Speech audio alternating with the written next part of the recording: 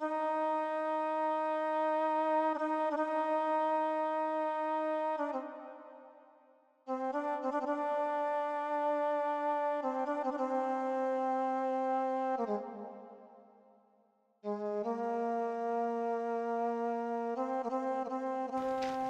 গো, একটা টাকা ভিক্ষা দেন না।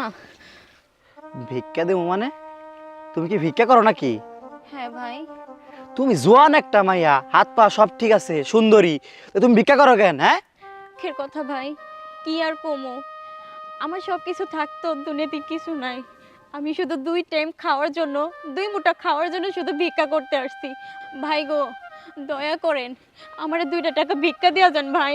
আপনি 2টা পাও ধরে বলি, ধরো আমি আমার টাকা অনেক সাথে দুঃখের কপাল ভাই। হায় ভাই রে। গো, আমার 2টা টাকা দিয়ে যান, না হলে আমি কিছু খাইতে পারবো না সকাল ভাই। সকাল যে কি একটা বিপদে পড়লাম। জোয়ান একটা মাইয়া কাম করে খাইবো, তা না ভিক্ষা করতে আহে। ধরো। বড় লোকরা এমনই হয়, আজকে গরিব বইলা কেউ আমাকে কোনো দাম দেয় না।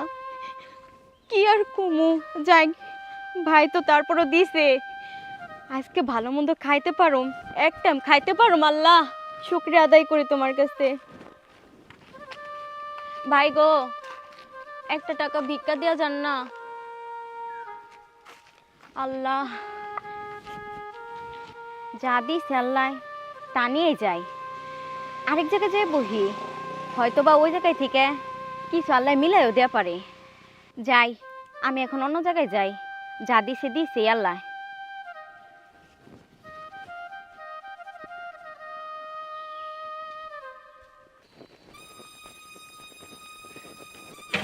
আম্মা গো,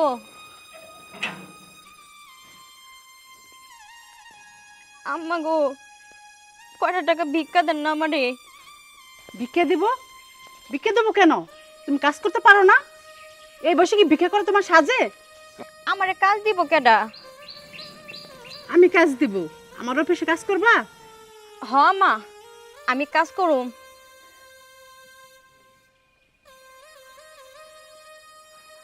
না না না না মা, আমি কাজ করতে পারুম না।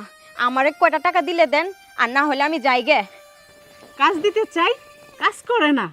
কি আজব দুনিয়া, যত সব।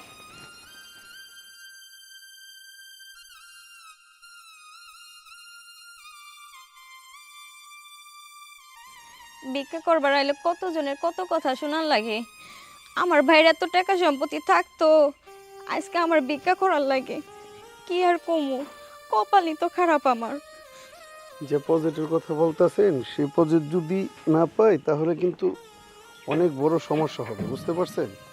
ভাই গো, আমার কয়টা টাকা ভিক্ষা দেন, আমি 2 দিন ধরে কিছু খাই না। দিচ্ছি, দাঁড়াও।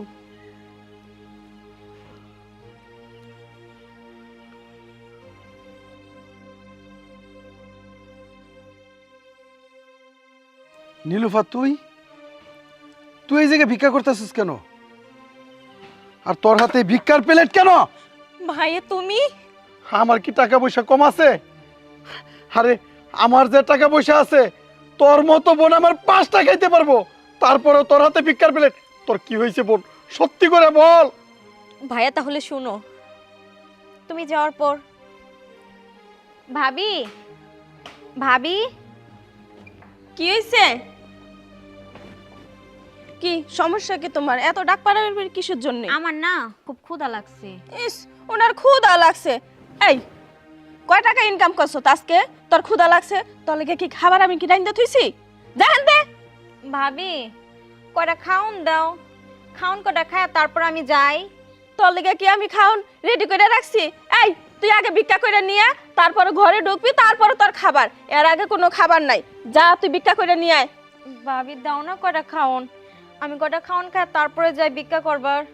তুই না খাইয়া ভিক্ষা করতে যাবি, মরা মরা মুখ দেখবো, তোরা ভিক্ষা বেশি দিব, বুঝছ নাই? যা, তুই এখন ভিক্ষা করে নিয়ে তারপর আসিস। দাও না ভাবি কয়টা খাইতে। ইদানিং দেখি তুই অনেক বাইরে গেছস, আর মুখে মুখে কথা কস কিসের জন্য? একবার বলছি ভিক্ষা করে নিয়ে আসবি, তারপরে তোর খাবার আছে ঘরের ভিতরে, নাই তোর কোনো খাবার নাই কা। যা, ভিক্ষা করে নিয়ে আয়। ধর, ভিক্ষা করে নিয়ে তারপরে খাবি, যা।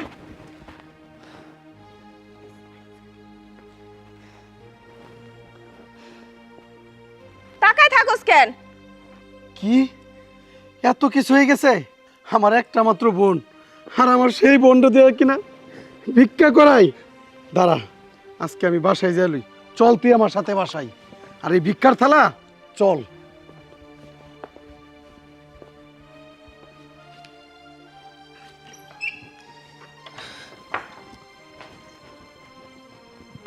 এই তুমি অফিস থেকে আইসা কি খোঁজাখুঁজি করতেছো এখানে?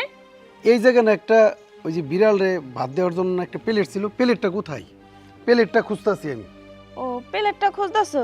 হুম। হয়তো নীলুফা কোথাও রাখছে। ও নীলুফা রাখছে? হ্যাঁ। আচ্ছা, নীলুফা, নীলুফা। আরে নীলুফাকে ডাকো কেন? ও তো ঘরে নাই। ও ওই ঘরে নাই? না, ও ঘরে নাই। তাহলে কোথায় গেছে? হয়তো নীলুফা নীলুফা কোথাও গেছে। কোথাও কই গেছে? সেটা তো আমি জানি না কোথায় গেছে। তুমি জানো না? না না কিছুই জানো না তুমি? না, আমি জানি না তো। তাই? হ্যাঁ। নীলুফা, এই নীলুফা।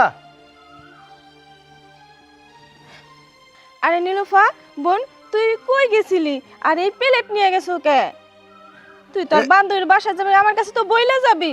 আরে আমার বোনটা একটুখানি হয়ে গেছে আরে মুখটা। চুপ থাকো, আর নেকামি করতে হইব না। আমি তোমার কিসের অভাবে রাখছি বলো?